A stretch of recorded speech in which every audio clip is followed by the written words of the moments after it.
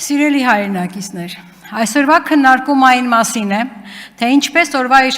իշխանությունները, սահմանադրական մարմինների ներկայացուցիչները, այստեղ, այնտեղ, արժեում, հեռուստատեսությամբ, հանրային տարբեր հարթակներում հնչեցնում են մտքեր առանց պատասխանատվության զգացումի, անպատժելիության զգացումով։ Անպատժելիության զգացումը այս մարդկանց ուղղորդող զգացում է։ Պատասխանատվություն բառը այս մարդկանց համար խորթ է։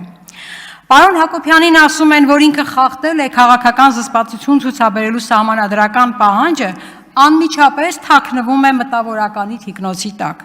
Ասում է, ես մշակութային գործիչ եմ, համաձայն չեմ, որ քաղաքական զսպվածություն ցուցաբերեմ, ես դեմ եմ գլավլիտին։ Բա ընտրվելուց առաջ ասեիք, որ սահմանադրական պահանջը դուք ձեզ ձևով կմեկնաբանեք ու այդպես կգործեք։ Բա ընտրվելուց առաջ ասեիք, որ որևէ խոստում սահմանադրական պահանջների կատարման մասին ձեզ համար կարևոր չի, որովհետև դուք գլավլիտ չեք ընդունում։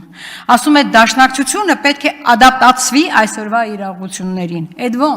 ոնց որ դուք եք հայտնվել ԿՊ-ի գրկում, այն ուժի, որի իշխանության օրոք հայրենիք ենք կորցրել, մշակութային ժառանգություն ենք կորցրել, 1600 եկեղեցի ու վանք ենք կորցրել, 20,000 մշակութային արժեքներ ենք կորցրել, թե այդ հարցում դուք մշակութային գործիչ չեք, այլ ՀՌՀ անդամ, լավ կողմնորոշվեք։ 600-ամյա քաոսից հետո պետականություն կերտած քաղաքական ուժին պետականամետ դառնալու խորհուրդ են տալիս, խելքի հաշեցեք։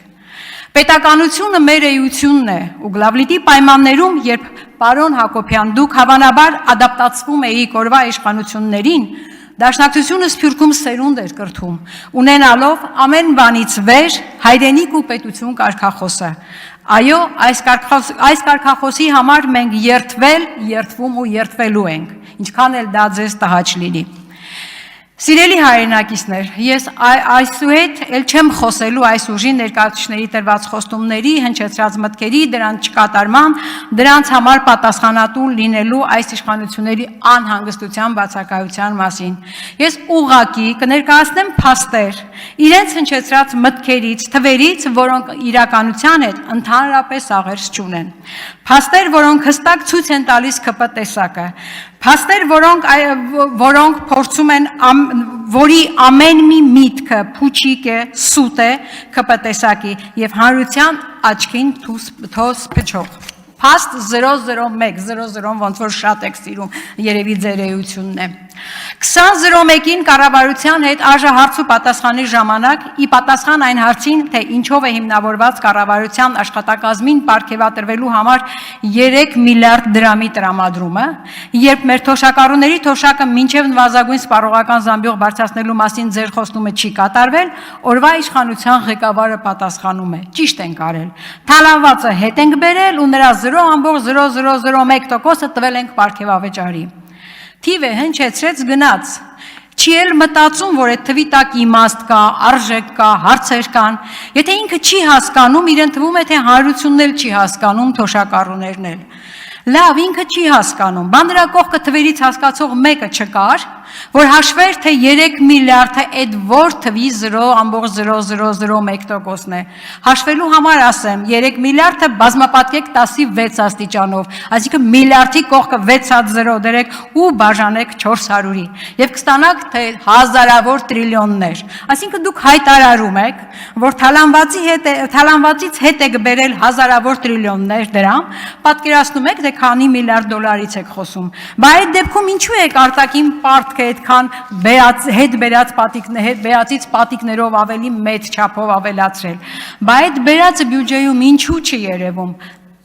Եթե կա որ տողերում է, թվերից հասկացող որևէ մեկը կբացատրի ինչ է կատարվում, այդ թվում նաև 4 միլիարդին 5 միլիարդ գումարողը։ Այնուհետև ՆՓ-ն հայտարարում է, թե իրենք ճիշտ են արել, որ 8-ից 10 միլիոն պարգևավճար են տվել, որովհետև երկրին պետք են անարատ նախարարներ, անարատ ԿՊ-ականներ։ Փաստորեն 7 տարի առաջին դասարանում մնալուց ու տգիտությունից դեպի անարատություն նախարարների ճանապարհը անցնում է 8-ից 10 միլիոն պարգևավճարով, հրաշալի տրամաբանություն։ Պարգևավճարների մասին խոսելիս նախարար Գալյանը հայտարարում է. անընդհատ խոսում ենք աշխատավարձի ցածր լինելով պայմանավորված կադրեր հայթայթելու խնդրի մասին, կադրեր չլինելու պատճառով խնդիրները լուծելու անհնարինության մասին ժամանակի առումով, կապվում է կադրային ռեսուրսի սակավության հետ։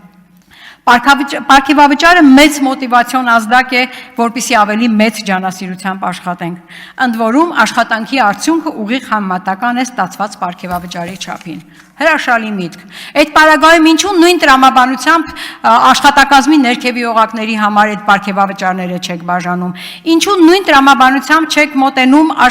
առողջության ապահովագրական համակարգում բուժաշխատողի, ավագ, միջին կրտսեր բուժաշխատողի, բժշկի ու բուժքույրերի աշխատավարձերին, թե նրանց մոտիվացիա պետք չի, թե այդ ոլորտում կադրային ռեսուրսի խնդիր չունենք, թե նրանք կարող են ցածր վարձատրվել, իսկ այ նախարարը պիտի 8-ից 10 միլիոն պարգևավճար ստանա։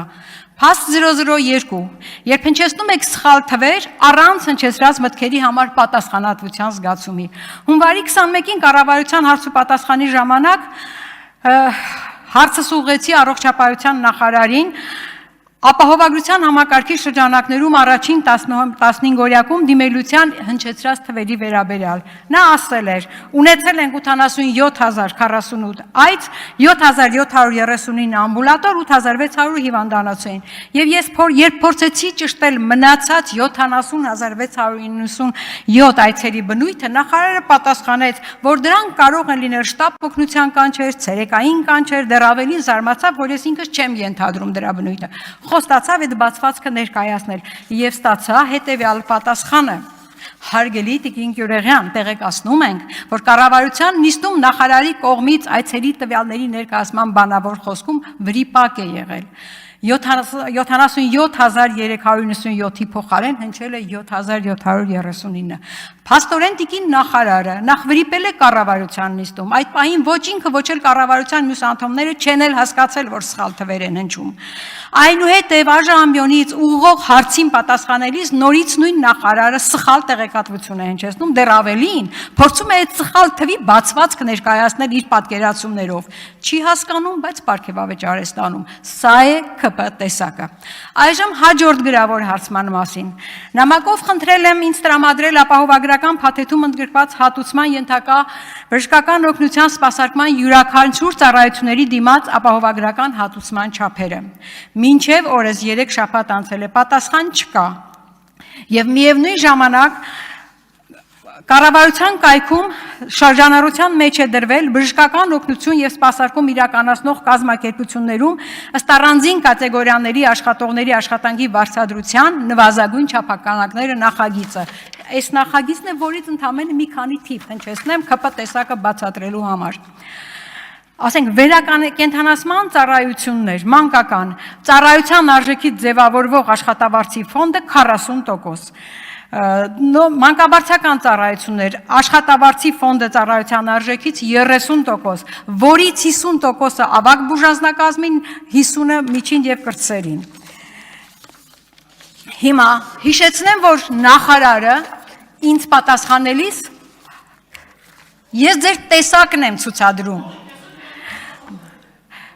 Ուրեմն, երբ նախարարը ինձ հերքեց, թե ես հնչեցնում եմ 3000 դրամ փոխհատուցվող գումար, սխալ է 6000, լավ թող լինի 6000, 6000-ի 50%-ը ենթադրենք աշխատավարձի ֆոնդ 3000, որի 50%-ը բժշկին, 50-ը բուժքույրին, այսինքն այդ խորհրդատվության համար բժիշկը ստանալու է 1500 դրամ։ Սիրելի հայրենակիցներ,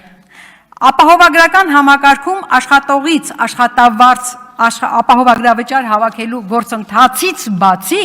այս իշխանությունը ուրիշ ոչ մի բան հօգուտ քաղաքացու չի անում,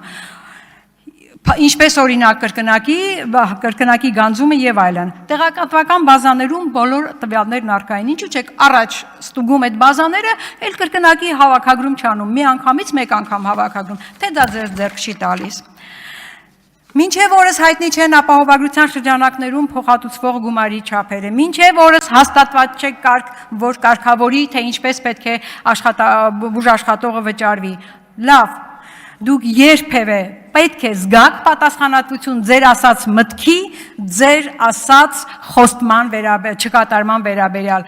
ՔՊ падգամավորներ, դուք ձեր սեղմած կոճակների համար պատասխանատվություն զգալու եք, թե ոչ։